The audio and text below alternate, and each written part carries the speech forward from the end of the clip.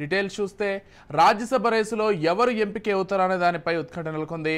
రాజ్యసభ సభ్యత్వాలకు మోపిదేవి వెంకటరమణ, బీదా Mastan Rao, are Krishnaiah రాజీనామా చేయగా chairman ఆమోదం తెలిపారు.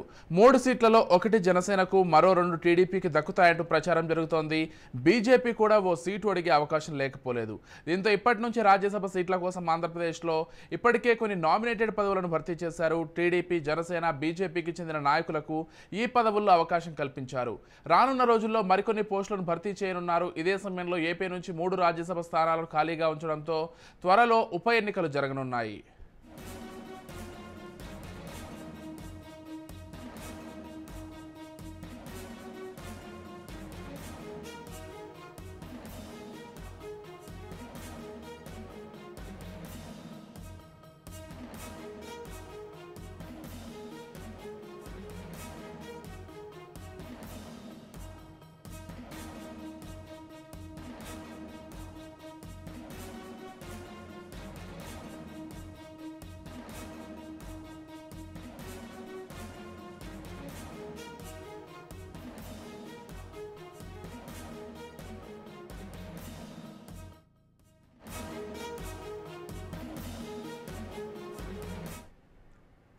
రాష్ట్రానికి చెందిన 3 వైసీపీ రాజ్యసభ సభ్యులు తమ సభ్యత్వానికి రాజీనామా చేయడంతో త్వరలోనే ఉప ఎన్నికలు జరగనున్నాయి.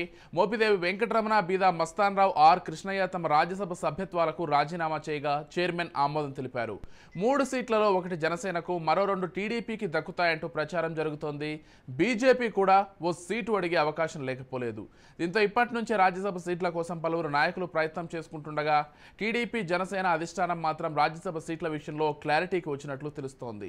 టీడీపీ నుంచి రాజ్యసభ సభ్యత్వం కోసం పలువురు నేతలు రేసులో ఉండగా జనసేన నుంచి ఒకే ఒక్క పేరు వినిపిస్తోంది.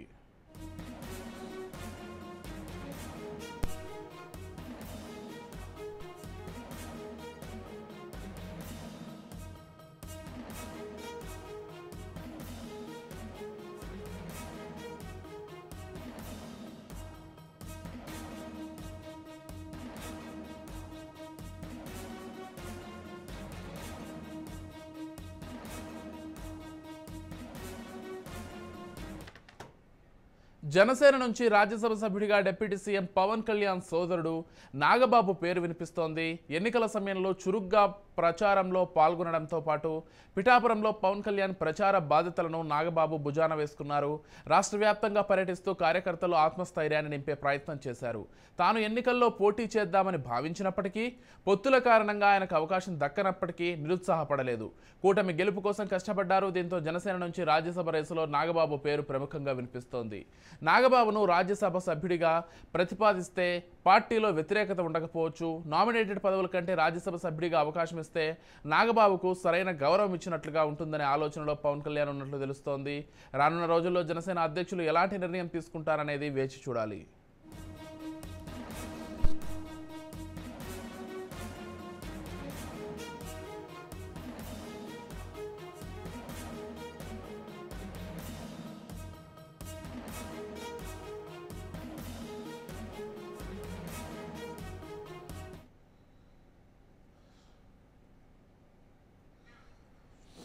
రాజ్యసభ రేసులో టీడీపీ నుంచి పలు పేర్లు వినిపిస్తున్నాయి. పార్టీలోని సీనియర్ నేతలతో పాటు గత ఎన్నికల్లో టికెట్లు దక్కని నాయకుల పేర్లు ప్రముఖంగా వినిపిస్తున్నాయి.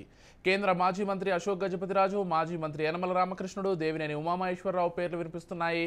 వీరితో పాటు మరికొంతమంది ప్రయత్నిస్తున్నా ఈ ముగ్గురిలో ఒకరికి రాజ్యసభ సీటు దక్కే అవకాశం ఉన్నట్లు తెలుస్తోంది.